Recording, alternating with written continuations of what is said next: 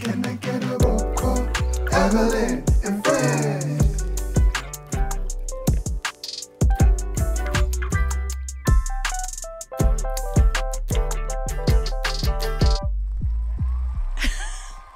Welcome to Evelyn and Friends. Today's show is a big one. It's a sensitive one, and it's one that I really hope helps people. Now, me eating Uncrustables on camera is not exactly groundbreaking, but the topic of our interview this week is, hey Iris, how many people were born in the United States in 2020? According to the Federal Provisional Report, 3,605,201 babies were born. Now, even though that's technically 4% less than the year before, that's still a lot of babies. And during a pandemic? Panera? During a pandemic Lovato? Now, of those 3.6 million babies, I personally know 2. Aw, yes. Now, I asked their mommies to sit down with us and share the ups and downs of pregnancy, labor, and parenthood during a global pandemic. A global personal pan pizza. Oh, that's a good one. Welcome to the show. Welcome to the show. Welcome to the program. My friend Amanda, Tova Charles. There's going to be applause. Oh, there's bask. So we're being a little quiet because BB is asleep right now. Yes. So not too much of a kiki. We're gonna get into some details. We may have to bump this sound machine up. Quick note, this chat actually happened in early 2022, so I'll be popping in periodically to move things along. You know, a little context from Auntie Evelyn's point of view. Not only do these conversations capture a distinct time in all our lives, they also showcase 2 different experiences. First up is Amanda, who is expecting her first child. We all kind of say colloquially that the pandemic started, stateside anyway, March 2020, right? That's kind of the date we're all referencing. So where were you at in your pregnancy at that point? People usually announce after the start of the second trimester, so I must have been 3 months. So I was pregnant in December, and I announced early March. Lockdown happened, I think, the day after my birthday because I was eating crawfish. And I remember I was out in public eating crawfish. That's like a thing I do every year. And then, boom, just like that, it was over. Meanwhile, Tova had her hands full as a middle school teacher and mother of a 3-year-old. I'm a mom of 2 of them. 2 human That's beings. crazy. I did that. I thought that it would be a great idea to have a baby in the middle of a Panera Bread. And that has been an interesting journey. What months were you pregnant? I was pregnant between the hours of June 2020 to March 2021. So what was that pre-pandemic portion of your pregnancy like?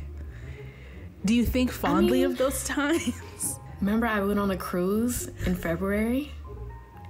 We went on a cruise. Yeah. Oh yeah. And I was sick from that day for 2 weeks. It was the sickest I had ever been in my life. We're at that weird place in the pandemic where no one's getting admitted to the hospital or getting tested unless you're kind of dying. But I'm absolutely confident I had COVID. Like, you couldn't tell me anything. And to this day, I will Google Royal Caribbean to see if there's a class action or something. Because I'm like, there's no way. You had a preliminary experience while kind of the rest of us were like, what is this thing? Where is it at? Like, what is you talking about? Yeah. And then to know you're pregnant and you're just like, is something gonna happen? You know, it's, Because Amanda had already been through so much by the time my household was just starting to Google KN95s, she had a pretty good idea of how all this would play out. So then how did that compare to the following months of everyone now kind of acknowledging we're in a pandemic? Did you think that it was going to be like a 3 weeks, you know, by April we in the clear, like, did you not hear me? Did you know? 3 because you year minimum. Okay. The thing and is you thought that, like, back in the backpack. Fact. Yes, absolutely. Absolutely. Yeah, without question. And that's not me like, oh, you must be, you know, you sound cynical and pessimistic. No, like, I live in Texas. We never had a real lockdown. So when I say, like, you know, before the city shut down, the city didn't really shut down. You know what I'm saying? For the most part, it's just understood that, you know, we live in a capitalistic society. America's very individualistic. And so when it comes to, like, collective sacrifice, that's just not something people are going to do. From jump, I was like, oh, we're going to be here for a minute. Back to my girl Tova. Remember, her pregnancy starts in the summer of 2020. Peak everybody trying to be outside season. So she was thrilled to stay in the house. In the throes of it. In the throes of the pandemic. Yep. And there was no vaccine. We didn't know what was really happening. That's when people were injecting bleach in themselves because somebody had told them that was the right thing to do. Yes, the world was falling apart, but compared to my first pregnancy where I had to, like, work till, like, I went into labor. I told you the story, right? I mean, I was there shortly after, Yes. but I don't know where you were that day. Oh, yeah. I was on campus. I was a second grade teacher, and I had a meeting with my principal. Nothing I had did. Nothing I did because I was on mine. But it was not a pleasant conversation. And then I went into labor. The stress. They stress you The day out. before my maternity leave, I went on into labor. Now with her second pregnancy, instead of being around hundreds of kids and staff until the day she went into labor, Tova had to shelter in place for the foreseeable future, which was all right with her. It made it really easy to just be at the house. And I'm like, ooh, you have germs. Right. So Everybody you couldn't really stay do that. away. I got really good at DoorDash delivery. Not sponsored. But if you would like to sponsor a single Black mother, that would be great. Grocery deliveries. Yes. I was I was keen to those. And then my job was really supportive. I taught from my house. Did you experience, like, just feeling lonely? I mean, I know you're not alone, but Yeah. did you have those feelings when we're bored in the house and in the house bored? You know, I was just going to say that. No. I kind of liked it. That's what the Tova weird thing. said. One of my friends said, you know what, at least you got to kind of avoid those interactions where people would comment on your body postpartum. And I'm like, that's true. I guess that is a pro to, like, not having, you know, in-person interactions. But in a way, it kind of freed you from, like, the need to be around people. Yeah. Everybody in your face. Talk about, what are you doing? Yeah. People touching your belly without permission. Yeah. To be honest, socializing was really the only thing that logistically changed in my life. So I wondered what stressors occurred for them. I mean, whole birthing plans are at stake here. And how did that make you feel? You know, this is supposed to be, like, such an exciting time. It's a blessing, you know what I mean? Like, did you let those feelings come in, or did you like, no, I gotta focus in the present? It's so hard to explain. So I guess I'll talk about it in phases. So the first thing I'm thinking about is like, oh my gosh, what happens to pregnant people? And like, is there something that's going to happen to this kid because I contracted COVID? I'm excited that I am going to be experiencing a lot of my pregnancy and birth with a doula. Can I still have a doula? Because I'm watching the news every day and you're hearing stories in New York where people are birthing alone. People are literally birthing children, and then whoever their support person is, whether it's a parent, a friend, a spouse, has to like pick them up. So can you imagine? In all of this, you're just kind of like playing it by ear. I didn't even know variants were a thing until like later on. So you can only imagine. My doula contacted me and said, hey, because of the pandemic, I know a birthing center and a midwife who's like offering services for free if you don't want to birth in a hospital. You talked about not wanting to be in the hospital No. because that's where the sick people are. Why would I go there? Because of the vid, you know, Yeah. because of COVID. Yeah. Did you have any other kind of fears or concerns? during the pandemic when it came to... I mean, I just thought everybody had it. It was like, and the percentage of not being survivable while you're pregnant with COVID is really high. It's like double. What is it? The Murphy Law, whatever bad will happen will, or whatever. When the shoe drop, it can. I don't remember what it's called. But when I was pregnant, for whatever reason, every pregnancy death story with COVID like found me. It was like, that's hey, the girl. algorithm. It was like, you know, a girl died while she was 9 months pregnant and went into a coma and didn't get to see her baby. And I was like, well, that's like that's the most fear I had, was just like, you know, Black women's mortality is like super high, and I made sure I had a Black doula. My midwife was not Black, but like we had talked. I was like, listen, we had a conversation. Yeah, but listen to me. When I tell you something ain't right, you're not finna Serena Williams me, right? No. And like Amanda alluded to earlier, an already dicey situation is only made worse by your geographical location and its government. The Texas power crisis of February 2021. Anybody? We were one of those people who didn't have electricity.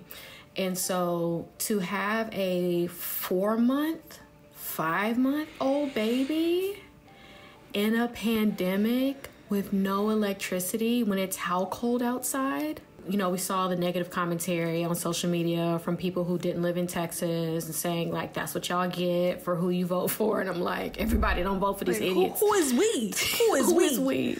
Ted Cruz left. Right. Oh, yeah. Ted Cruz is like, Cancun, here we come. That was wild. It got down to like -4 here, -1. Pipes busted. Pipes busted. That's what I got fearful, because I was like, oh, I am 8 months pregnant, almost 9 months pregnant, and I am maybe in a house that doesn't have water or gas. And thankfully, my house, we didn't lose power, we didn't lose gas, we didn't lose water. I was afraid of going into labor. So I talked to my doula and I talked to my midwife, and they were like, just elevate your feet, don't do a whole bunch of moving, because I was stressed. Okay, so the stress, expected. But quite frankly, I wanted to know if my friends were ever just sad. Because to this day, I mourn the 30th birthday rager that never was.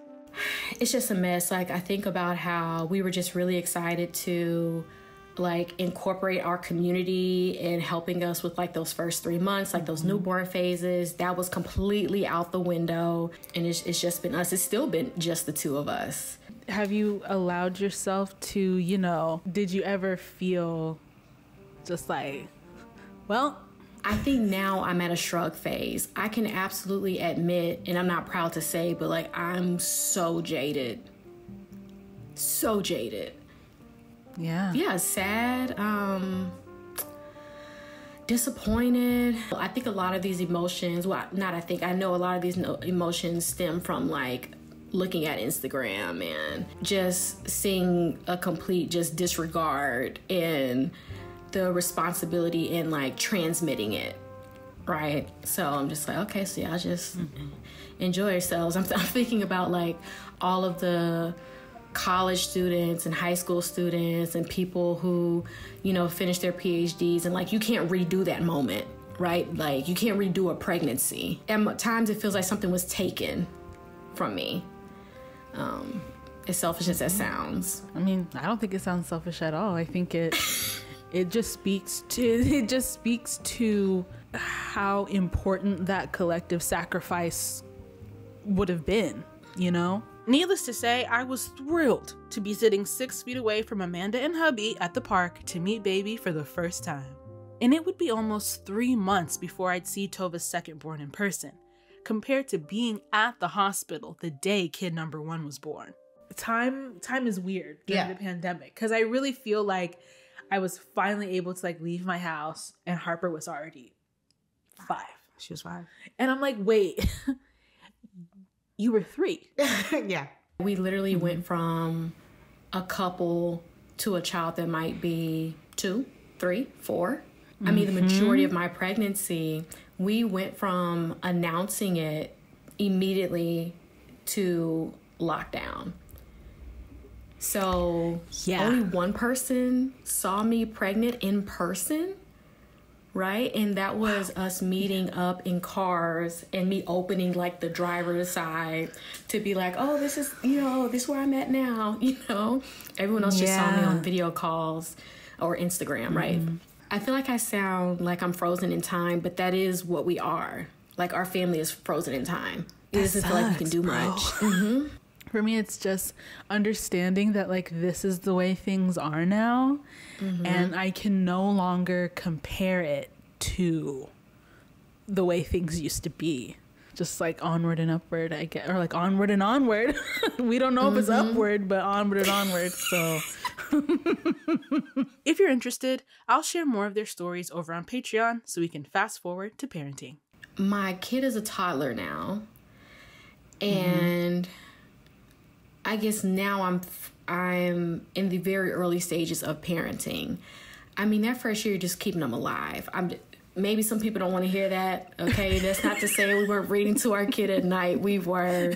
But for the most part, you're just like, let's just make sure that you're eating and nothing goes wrong. I will say that we try to make it a point to go to a park like every weekend. And our kid is just like dad. I can tell, like, wants to socialize, sees other kids, and they're like, someone else my height, and we just kind of have to like, you can't go over there. Yeah. Yeah. It like, extrovert babies, man. Yeah. Nothing like me. I really don't know what I'm doing. I just spitballing through life. One of our friends used to say he's Tokyo drifting through life, and that stuck with me. With your 2 kids strapped in. Woohoo! Being a good parent is practice. Practice, and you don't get it right all the time. It's like 8% failure rate around here. You know what I mean? Like, you're gonna do something and be like, that's the thing that my kid goes to therapy for. Like, dang, you be like, dang, that's what the memoir finna be about. That's what the memoir is gonna. We've all had to create our new normal. We adjust and readjust, and even if there wasn't a pandemic, that would kind of still be the case, right? My jam right now is taking a shower and listening to NPR. You are a grown-up. Adult. When did that happen? You a grown-up. Mostly I listen to Marketplace. When that little, yesterday I was taking a shower, that little, I was like, yes! Okay, so let's dream, right? Okay. We get off this call. You cut on the TV. I don't know how you get your news, but the headline is COVID is done. Like, it's done. We trust it for whatever reason in this scenario. Right. The pandemic is over. What is the first thing that you're doing? I'm sure the airlines are not going to honor their vouchers. So we're immediately taking a trip. We've already said that, like, once baby's vaccinated, we're taking that trip that we were supposed to take, because your girl didn't get that baby moon I was supposed to get, okay? Period. And you deserve. I missed out on my brother's wedding. My uncle was supposed to get married, so I was supposed to see my cousins and my grandparents. I got cousins that gave birth in the pandemic as well. So we're immediately hopping on a flight and taking a vacation. Well, you're here and you did it. You did the thing. You're continuing to do the thing, and I'm proud of you and I'm happy for you, and I stand you and your family. So, you know what I'm saying? I'm boosted, so if you need anything, let me know. Thank you. But you did it. You were pregnant and had a kid during the pandemic. I did. And I don't regret it. Tova is overjoyed to be parenting the toddler stage. Again. In the years since this video, I've attended birthdays, delivered Valentines, and received lots of cuddles. As for Amanda, she's still working on that vacation, but I have babysat a handful of times so she and hubby could have date night. To my sweet, sweet babies, if your mommies let you watch this, Auntie Evelyn loves you. We're gonna take a short break, and when we come back, it's snack time. See you in a few. Evelyn and friends. This is Smack Your Lip, the segment where I taste and or prepare beverages and or foodstuffs and share my thoughts on them. Today's culinary adventure, Uncrustables. Hey, Iris. Play the disclaimer. You may be subject to mouth sounds of varying intensity, including, but not limited to, chewing, chomping, sipping, swallowing, and smacking. Viewer discretion is advised. In the spirit of children, in the spirit of childhood, not mine though. Mama Evelyn from the internet would say no. You're in the background having flashbacks of being denied. What I really wanted to do was focus on the savory Uncrustables, but I felt like I couldn't do that without giving you a baseline. So I just got a good old-fashioned peanut butter and grape jelly sandwich Uncrustable. It's soft, it's pillowy, it honestly smells pretty good. I think I'll open it. Okay, I don't know what I was expecting. It's PB&J.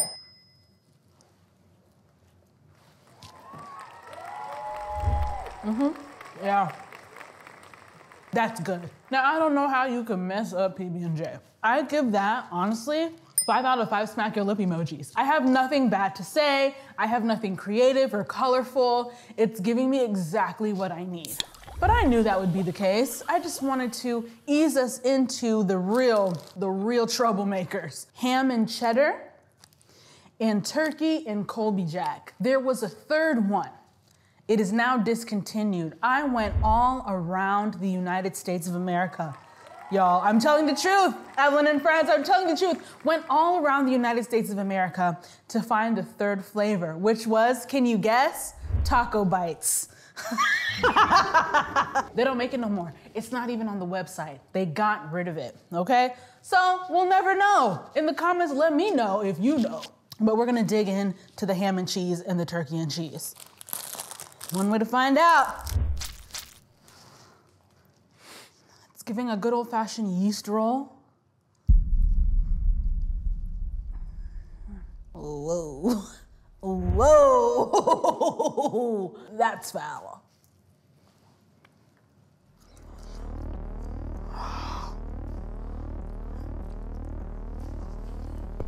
I can't do it.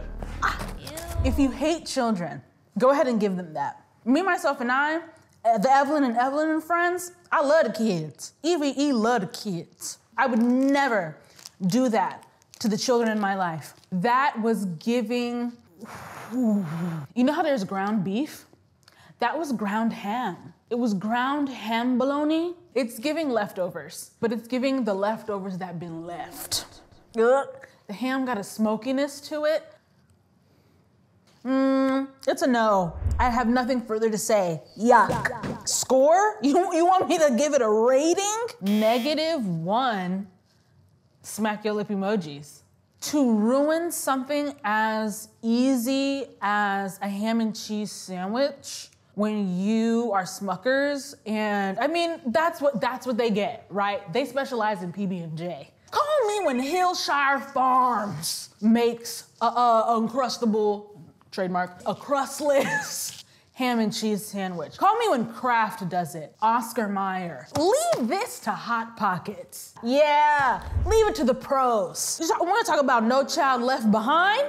No child gets a ham and cheese Uncrustable. They don't deserve that. I will make the sandwiches by hand myself for every child in America, and you can take that to the bank, Evelyn and friends. Turkey and Colby Jack. Another roll. We're gonna separate it. Not as disgusting as ham and cheese, but at the end of the day, why? First of all, that's giving field day sandwiches that the mom brought that doesn't really be involved in anything in the school. No, Cheryl, we don't need a ham and cheese. We're good, actually, with our orange slices. It's a paste. It really is a paste. Yeah, yuck butts. You see? What? What is it? Smuckers, if you're watching, send it back. The children of the world deserve better. Yeah, thank you, yes. It's easy to love the children. -1 out of 5 smack your lip emojis. I should have known. Look at the photo. The photo is accurate. and it don't look good in the photo. Now, if you want to watch #BabyBlow try these flavors, consider becoming a Patreon cousin. Visit us over at patreon.com/fromtheinternets. See you there.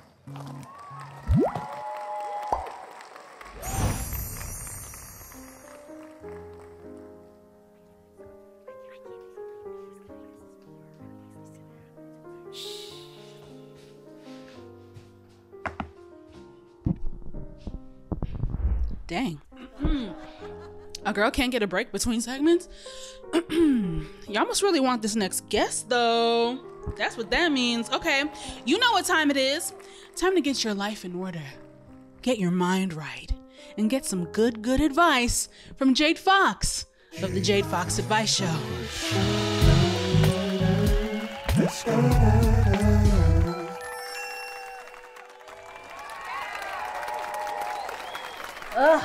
Feels good to be back. Feels so good to be back. Thank you.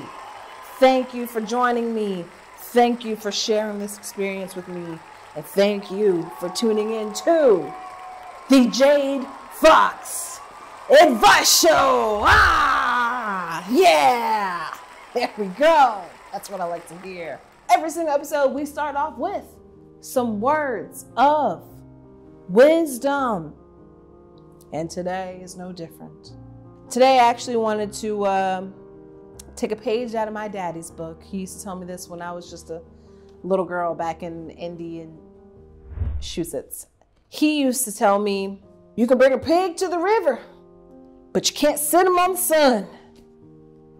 And you could bring little Jimmy to the creek, but you can't shit on the rug. You know what that one's about? Voter suppression. Actually, it was a really big deal back in Massachusetts. On with your questions. This one's lengthy. This person needs some guidance, okay? So let's all listen up and pour some positive energy into this person. My best friend had a crush on me a couple years ago, and it kind of broke our friendship. It's happened to us before, yeah? We're friends again, and she has a boyfriend, but I'm getting the same vibes from her again. Should I ask her and ruin our lives again? I have zero romantic feelings for her, but I just really want to know, is that my ego? Let's talk, family. My first thought was, if you have no romantic feeling towards this person's also in a relationship. They've also never said anything to you explicitly about liking you or hasn't done anything specifically to gesture that. And if you're not uncomfortable, I'm not understanding why you would say anything. Also, if y'all are best friends, I would think that you would be able to kind of address it in a lighter way. Like, I think that there's a way to address this without it being heavy. And I think that you can lean into your best friendship for that. I think that you can kind of lean into the closeness that you do have to support you along the way. You know, I'm basically just finding a hard time finding the evidence that would support you even asking. And if she truly is doing stuff, she said that she's giving you the same vibes that she gave you last time. I think if she's truly giving you a weird vibe, then I think that it's okay to kind of stop her when that's happening and say, yo, what did you mean by that? To get a clarification on the intentions, I don't think that's a bad thing. And I don't think that's a weird thing, especially considering the history that y'all have. But just be careful. This could completely be all in your head. And this could 1000% be ego-based as well. You're gonna have to take that risk if you really, really want to know. I think that she's giving you enough information to know that don't nobody want that old thing back. Relax. You played Still Over It too many times, and I think it's getting into your mind, babes. So maybe no. Maybe no. You know?